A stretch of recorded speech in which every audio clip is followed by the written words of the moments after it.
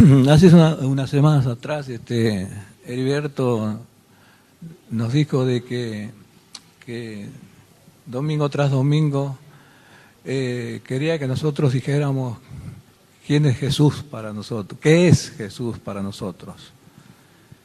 Es muy fácil poder decir quién es Jesús.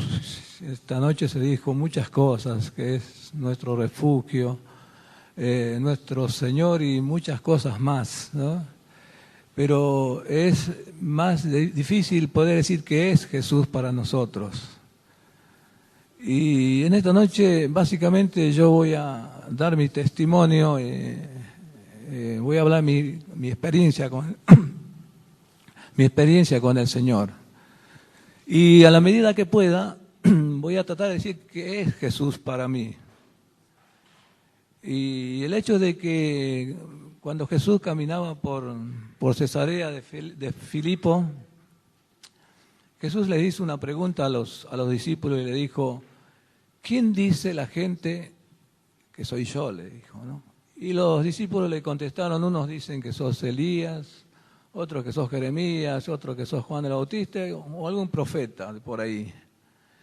Y Jesús les hace la pregunta a los discípulos: ¿y ustedes quién dicen que soy yo?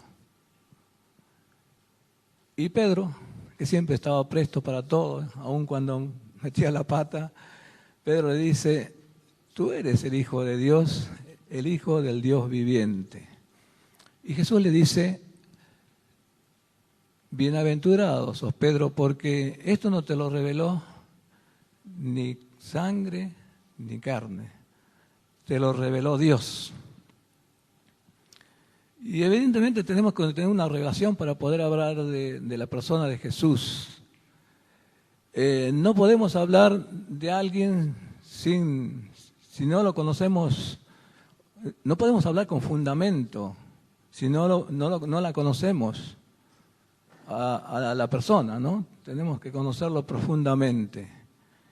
Y yo, la persona que más conozco, podía hablar horas, que es mi esposa. Yo a mi esposa la conozco y tenemos 42 años de casado, unos 3 más o menos años de novio y bueno, son más o menos 45 años, que yo podía hablar pero horas de ella. Podía hablar de sus buenas cualidades, podía decir que es una gran mujer, una brillante esposa y hasta podría decir que es el ángel que Dios ha puesto en mi vida para hacerme feliz. La compañera del banco de la vida, podría decir, la compañera de tantas luchas, porque evidentemente hemos tenido luchas. Y muchos que nos conocen saben que nuestra vida, en los primeros tiempos de casado, hemos pasado por valles muy profundos, muy tremendos. Fueron 3 años muy fuertes para nosotros, pero el Señor nos ha sostenido. Él ha sido siempre nuestro sostén.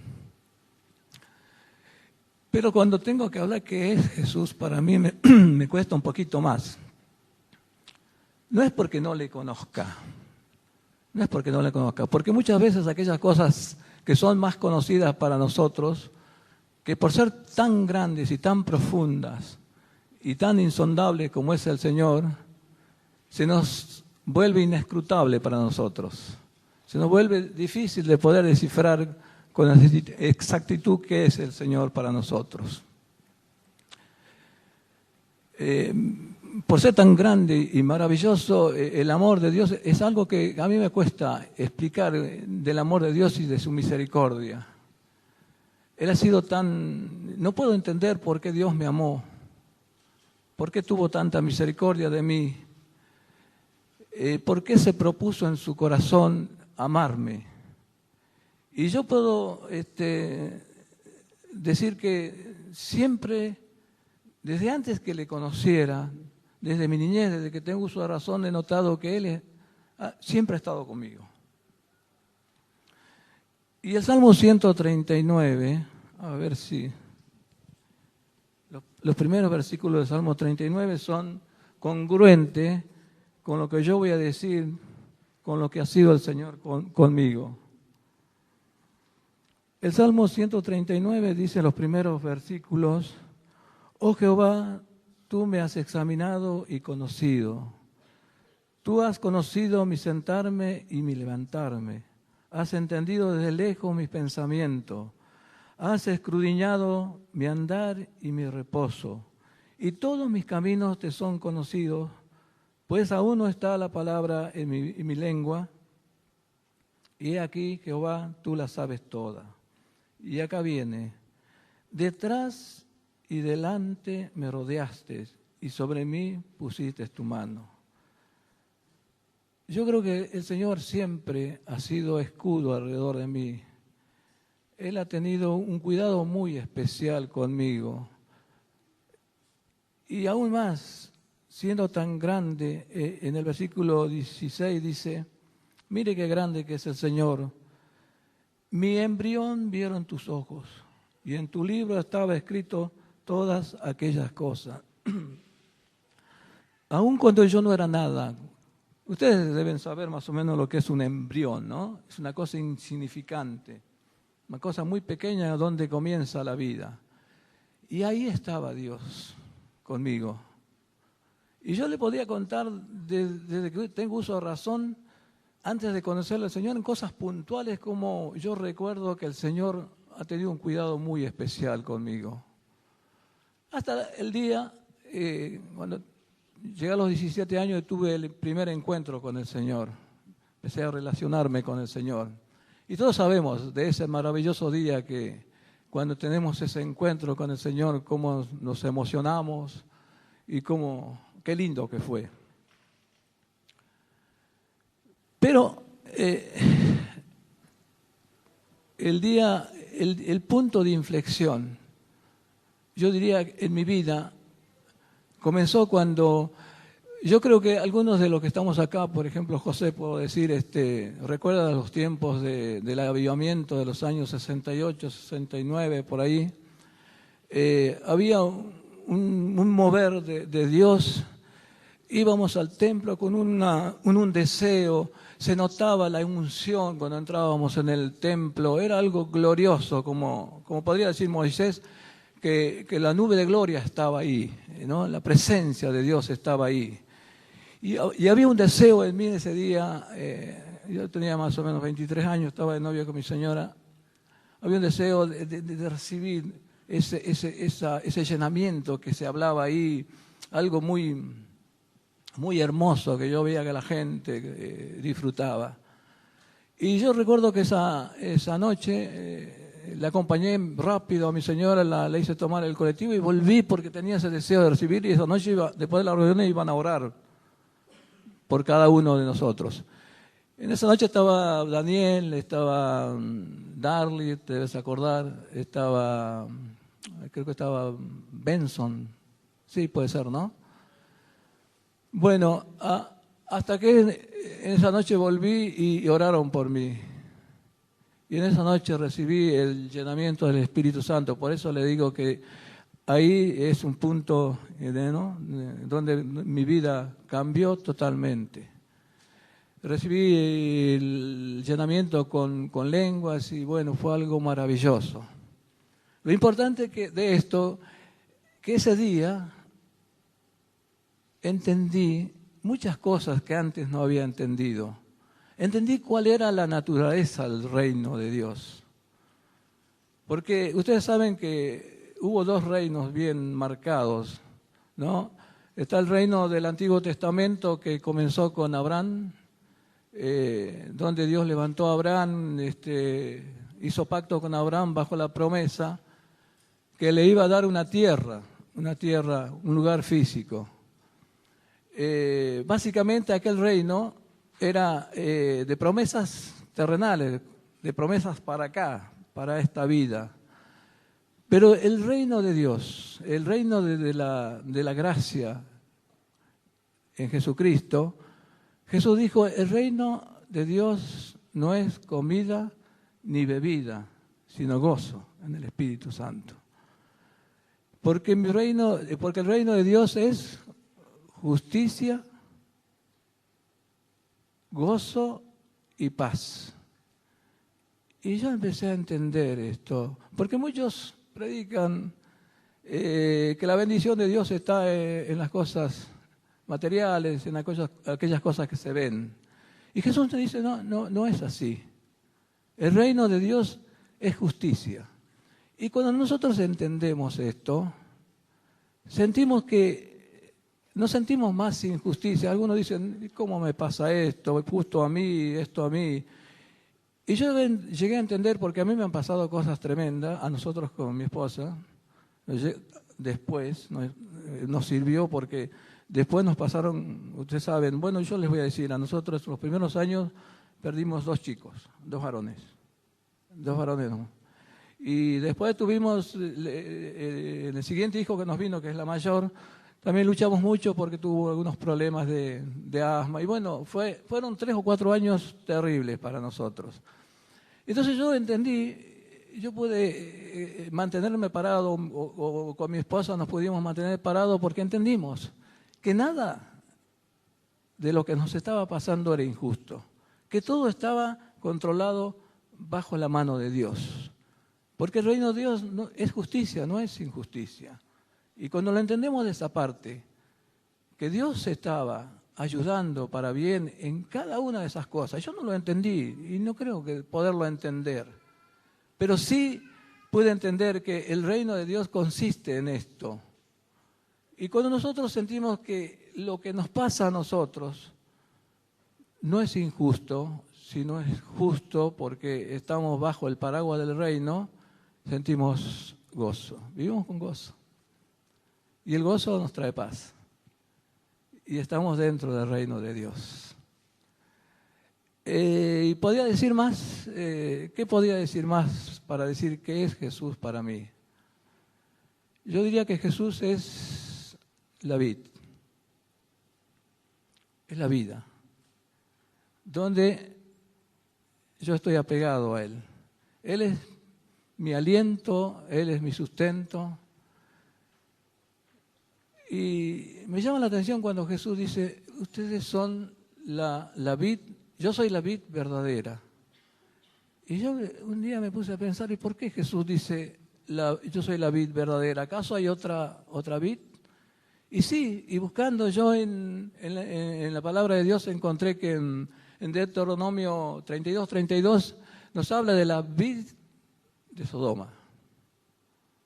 Era una planta muy parecida, que tenía unos frutos muy llamativos, pero que al final, cuando uno los comía, eran unos frutos amargos, como el pecado de Sodoma.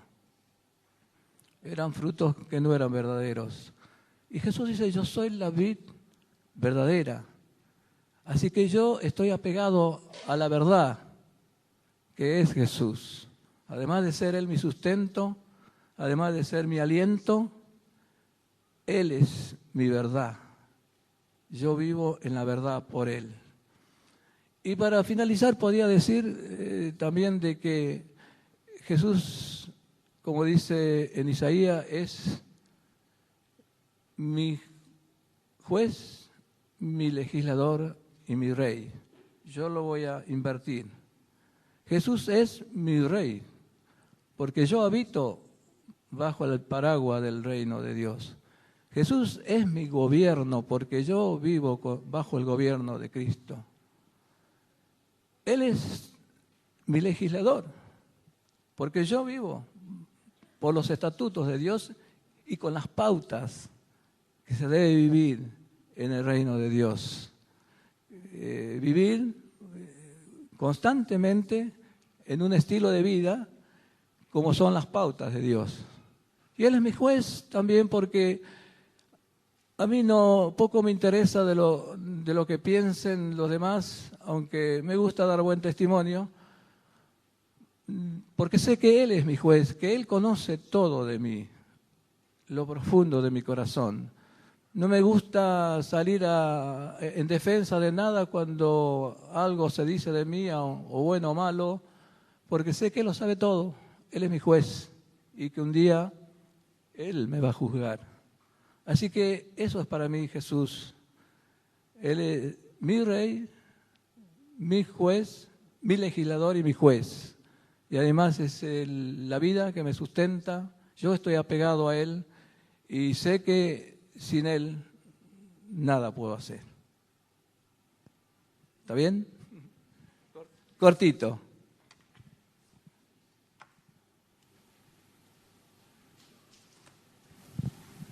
Amén. Cortito, pero contundente. Así que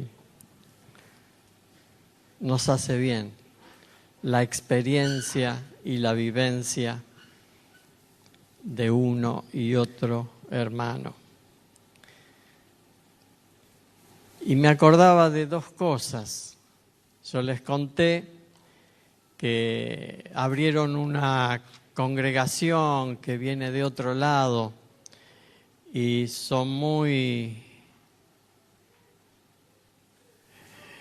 evangelistas, podemos decir, salen mucho a la calle y entregando panfletos, haciendo pegatinas en las paredes, que entre paréntesis estaba tratando de sacar con agua y una espátula unas pegatinas que me pusieron delante del negocio.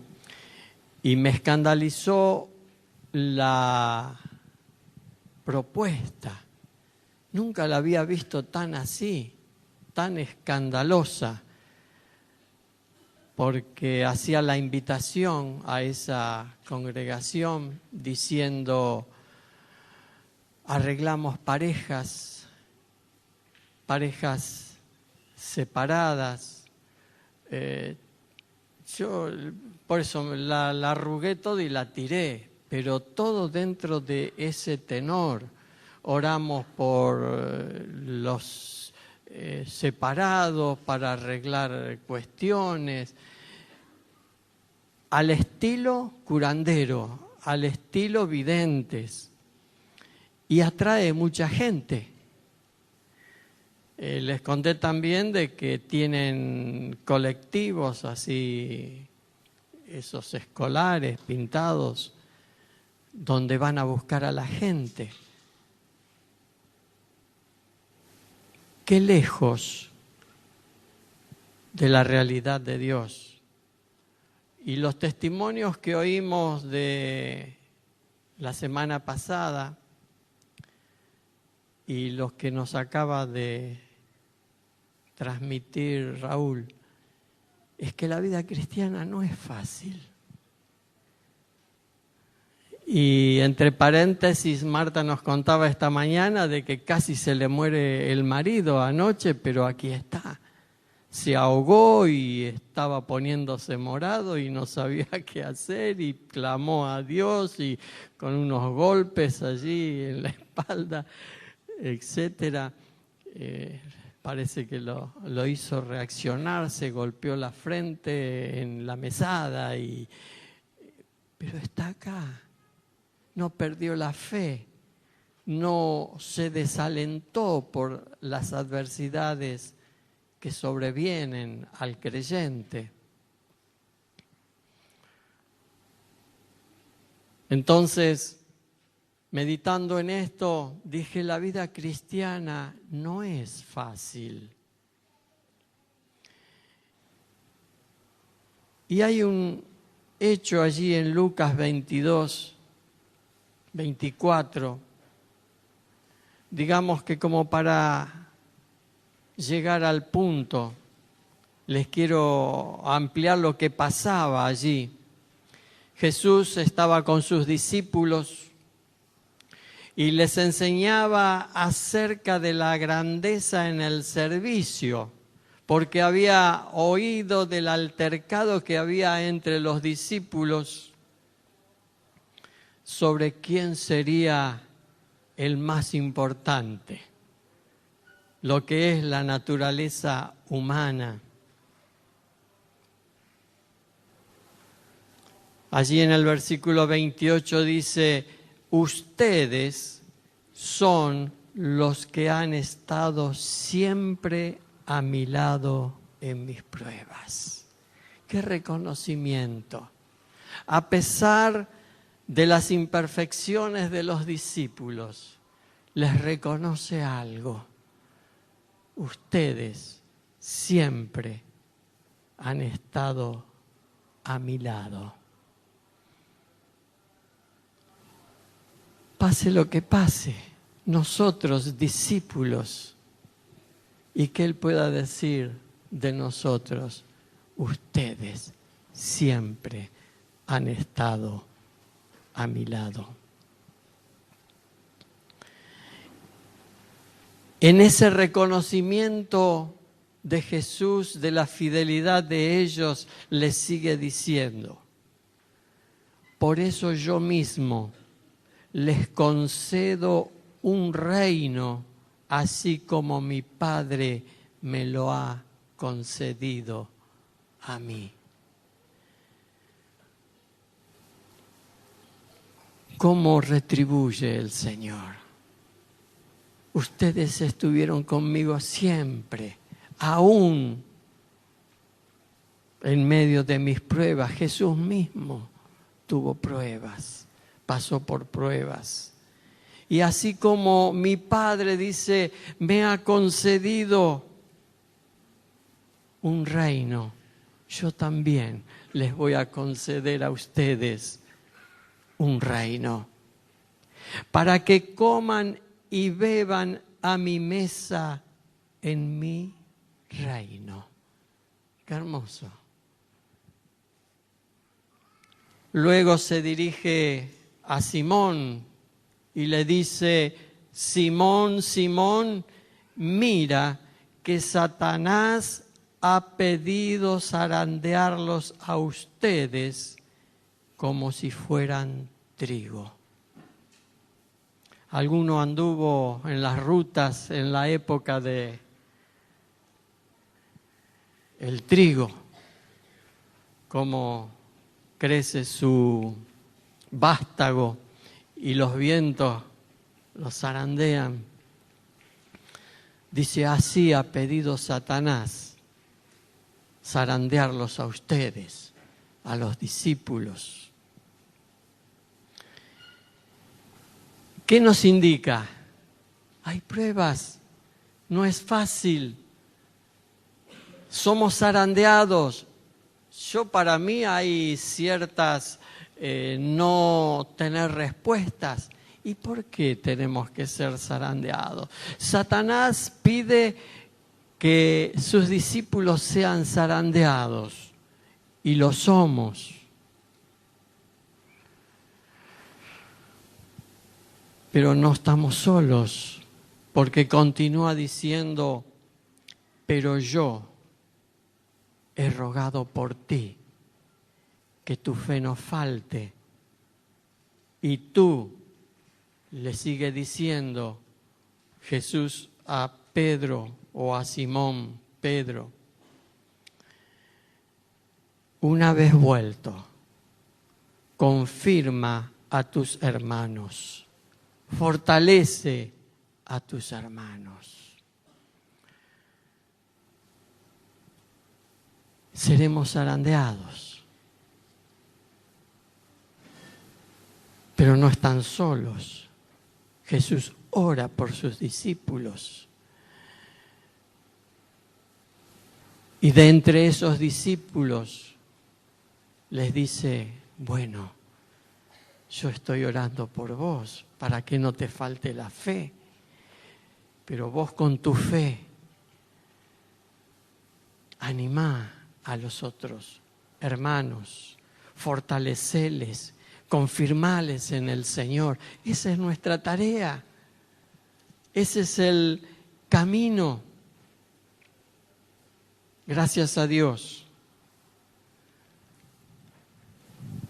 El chismerío, creo, por lo menos no estoy enterado. La murmuración denigrativa de mi hermano, de mi hermana, no está. Porque no ese es el camino que quiere el Señor y que a Él le agrada. El camino es, si vos te sentís lleno, llena del Señor, si vos notás de que el Señor te está fortaleciendo, tremendo lo que decía Raúl, aún desde de mi embrión el Señor estaba conmigo. sentí su fortaleza, sentí su presencia. Él siempre estuvo conmigo. Si vos sentís eso y ves a algún hermano, alguna hermana que necesita ser confirmado, que necesita ser fortalecido, y bueno, es lo que debemos hacer.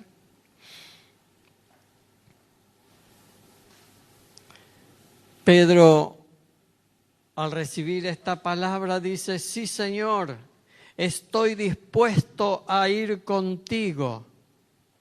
Lo leo de la Nueva Versión Internacional. Tanto a la cárcel como a la muerte.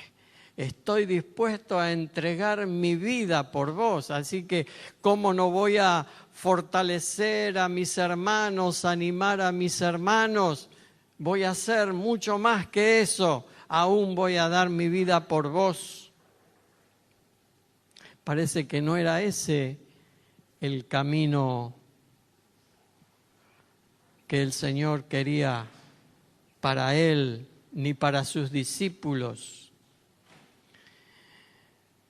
Y allí, recuerdan ustedes, es donde Jesús le dice: mirá que antes de que cante el gallo vas a negar 3 veces que me conoces.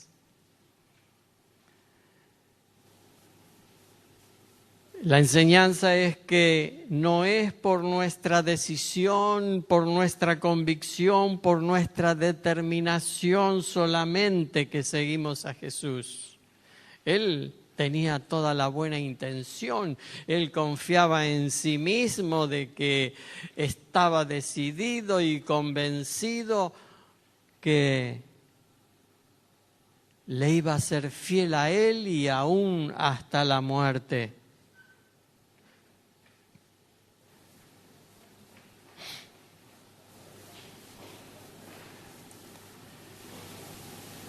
El permanecer en Él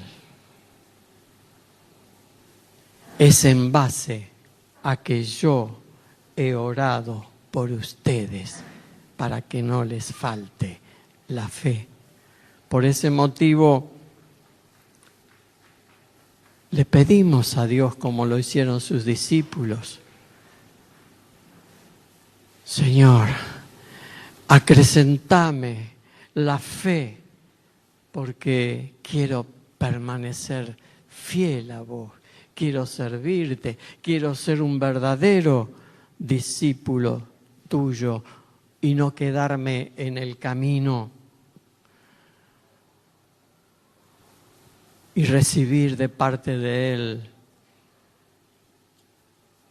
yo he orado por ustedes para que no nos falte la fe.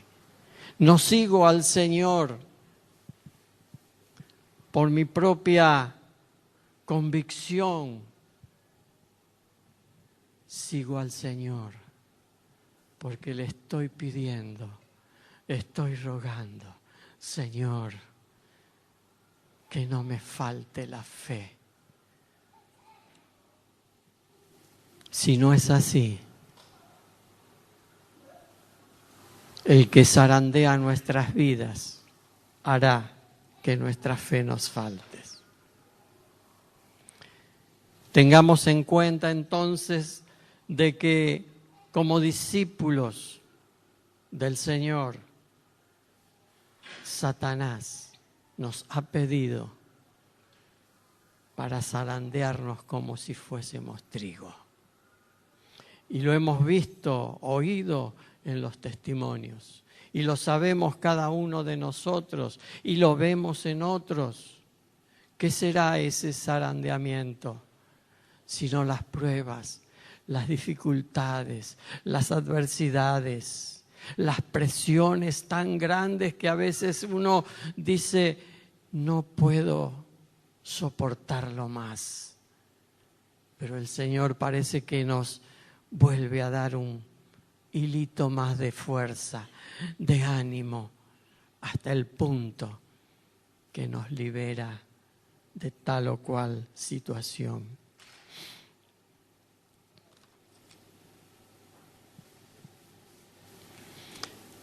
Un ejemplo más, estando Jesús, recuerdan, en una barca con sus discípulos, se levanta una tempestad tan grande que las olas cubrían la barca.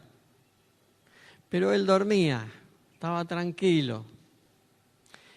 Los discípulos tenían tanto miedo que le despiertan diciéndole: Señor, sálvanos, que perecemos. Yo creo que no iban con tranquilidad viéndole dormir, sino que gritaban llenos de pavor: sálvanos, que nos vamos a ahogar. Imagínense en ese cuadro.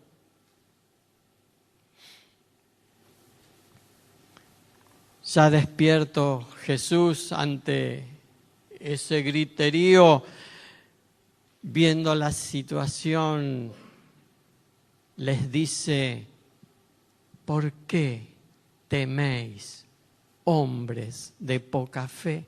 ¿Por qué tienen miedo, hombres de poca fe? En ese instante es cuando reprende a los vientos, las olas, y todo se vuelve calmo y tranquilo. Entonces debemos saber, primero, que Satanás nos ha pedido para zarandearnos. El Señor mismo dice que no te falte la fe,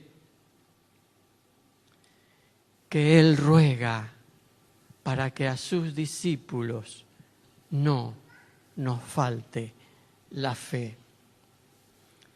Qué maravillosa es el misterio del cristianismo, del ser cristianos, de la vida cristiana. No confiamos en nosotros mismos. Él ruega por nosotros. Yo debo reconocerlo y aún rogarle: Señor, que no me falte la fe. Y también les pregunta: ¿por qué tienen miedo?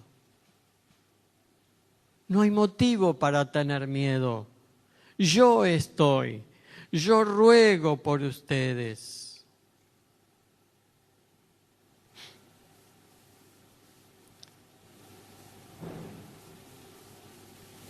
Seremos zarandeados. Las olas, las tormentas se abalanzan sobre nosotros, sus discípulos.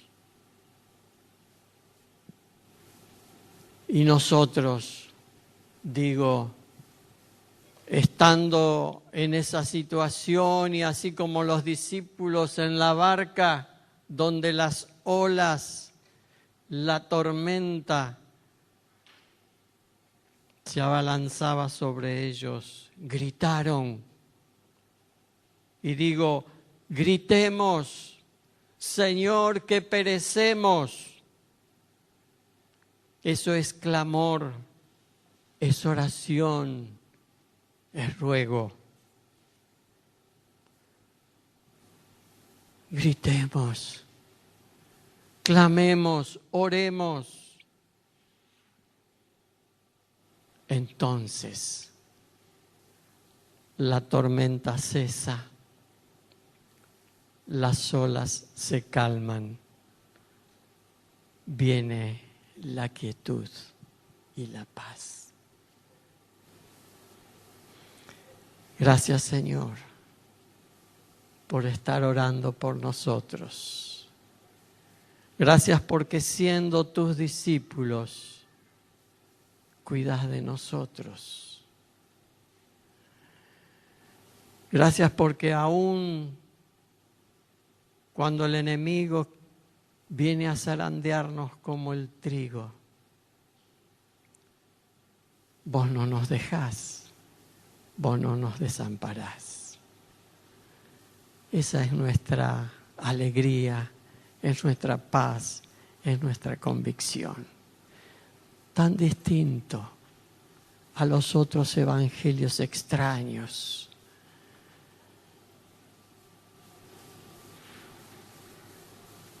Pero yo quiero ser de aquellos que acepta al Señor, que reconoce al Señor. Aún hoy día veníamos siguiendo a una vecina, hablándole del Señor. Tenemos una buena relación. La trajimos en algunas oportunidades a este lugar. Y tenía muchas trabas familiares, muchos hijos, unos detrás de otros, chiquitos. Y un buen día dice, me estoy reuniendo en tal otro lugar. Se reúnen miles y se jactan de tener una congregación multitudinaria. Me venía en mente ese hecho cuando Jesús andaba por las calles haciendo señales milagrosas, dando de comer a esos 7,000 y sin contar a los niños y las mujeres. Claro, la gente recibía sanidades, recibía alimento.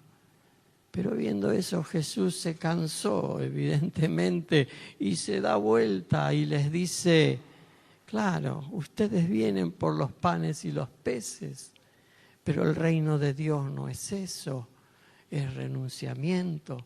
El que no renuncia a todo lo que posee no puede ser mi discípulo. El que no niega padre o madre, esposa, hijos e hijas, antes que a mí, el que no pone primeramente al reino de Dios y su justicia, antes que a su padre, a su madre, a su esposo, a sus hijos, a toda su parentela y otras cosas, trabajo, etcétera, no puede ser mi discípulo. ¿Y qué pasó? ¿Recuerdan? Dice, esa gente ya no le seguía. Se fueron todos.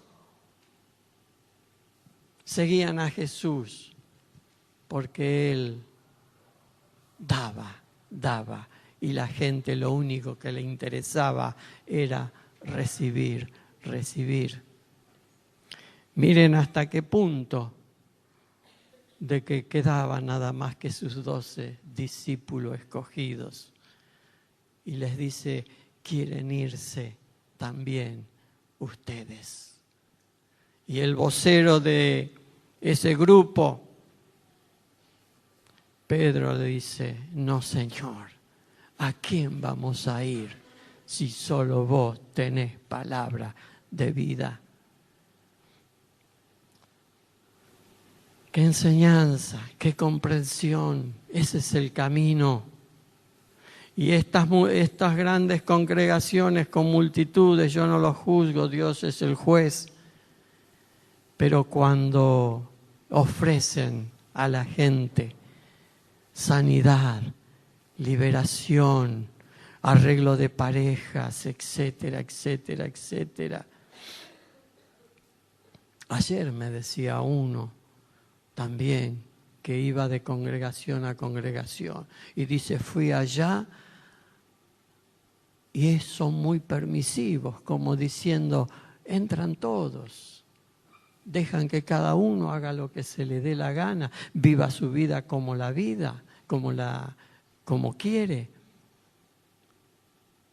Y me decía que no le gustaba ese lugar y se mudó a otro.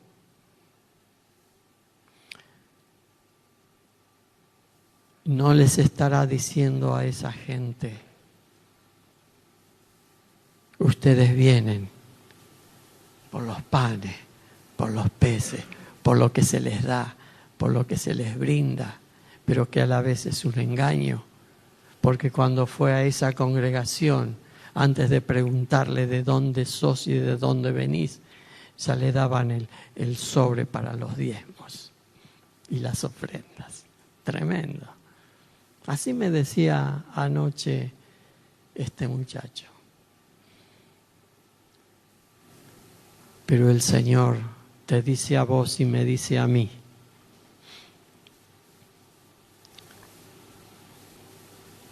el que quiere venir en pos de mí no debe decir aquí estoy yo. Debe decir como el samaritano: soy un vil pecador y necesito de tu bondad, de tu misericordia, de tu amor, porque quiero ser un verdadero seguidor tuyo, un verdadero discípulo.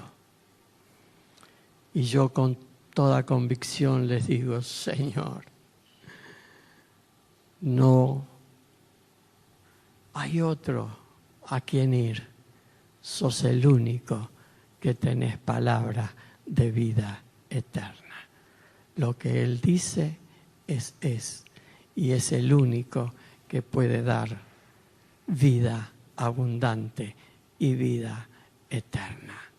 ¿Lo podrá dar un curandero? ¿Lo podrá dar algún vidente? ¿Lo podrá dar alguien que se hace decir que viene de parte de Dios, pero que predica o habla palabras tergiversadas, invocando a Dios, pero no habla palabra de Dios? Cuando este reconocido evangelista Billy Graham lo estaba escuchando hace un tiempo, y él como predica a multitudes, y multitudes dan su, como se dice, cuando declaran su entrega a Dios, él no los puede retener para sí mismo, decirles: vengan a mi congregación. Él dice: busquen una iglesia donde se predique la palabra de Dios. Qué interesante, la palabra pura de Dios, no adulterada. Cuando me preguntan, porque me doy a conocer como cristiano, la gente del barrio, le digo: sí, ¿dónde te congregás? Sí, yo me congrego en Morón. Tan lejos, porque tengo congregacioncitas por todos lados, a 2, 3 cuadras, 5, 6, varias. No lo pueden entender. Se predica la palabra de Dios, pura, no adulterada, mezclada. Así que nos hacemos 30 kilómetros más o menos de allí de Oro Verde, pero es el lugar donde Dios nos puso, es donde se predica la palabra de Dios, el evangelio del reino de Dios. Aún, digo yo, lo recordaba a Raúl, una renovación dentro de la iglesia de Jesucristo, donde se nos ha revelado el reino de Dios, la leche pura, sin adulteración. Y en ese camino es en el que estamos y transitamos. Y le decía a este muchacho, y somos fieles a eso. Hay una sola salvedad, que es cuando en una determinada congregación donde me pudo haber tocado estar, veo que hay adulteración, veo que no se predica la palabra de Dios, veo que florece más la personalidad de los hombres, sean pastores, sean hermanos, sean líderes, lo que fuere. Pero si yo quiero lo de Dios, y voy a buscar un lugar.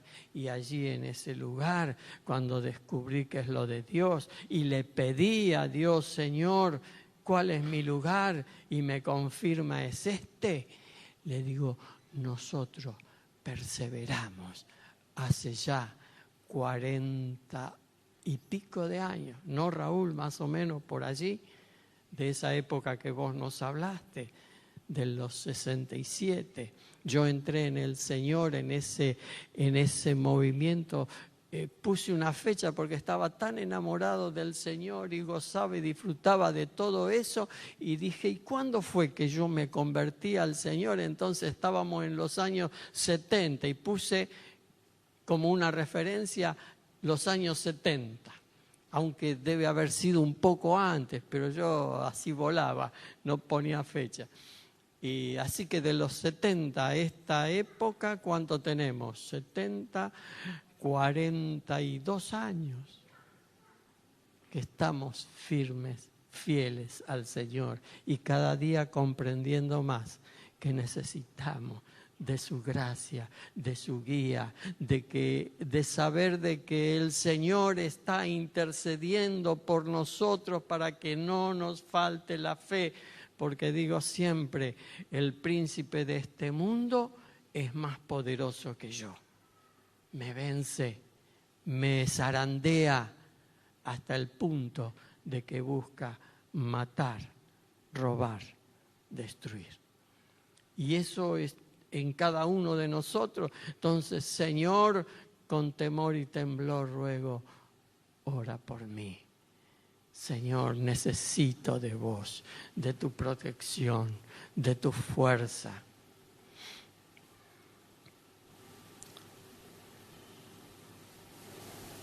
Y nuestras personalidades no son más, no están más. Fluya el don dado por Dios. Y es deleitoso estar en comunión. Veo a mi hermano y veo a mi hermana y la verdad que uno recibe adentro ese gozo de saber que somos familia de Dios, que nos amamos, que nos apreciamos, que queremos vernos, estar juntos. Y sobre todo, el Señor. Oramos, Señor, qué hermoso es estar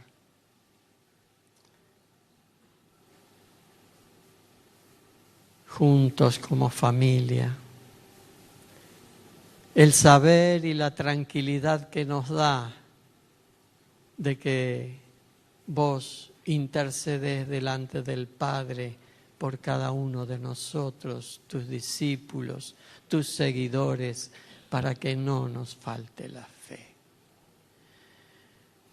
Recordánoslo cuando seamos zarandeados por el enemigo, por el príncipe de este mundo, para hacernos decaer, desanimar. Recordanos de que vos estás orando por nosotros para que no nos falte la fe. Te damos gracias porque no nos movemos y andamos por este mundo solos y desamparados, sino de saber que vos tenés cuidado de nosotros. Te damos gracias, Señor. Gracias por inundarnos de tu paz, que es la confianza de saber que vos, el mayor, el poderoso, no permitís que nos pasen cosas que no podamos soportar, sino que por el contrario das la salida. Muchas gracias, Señor.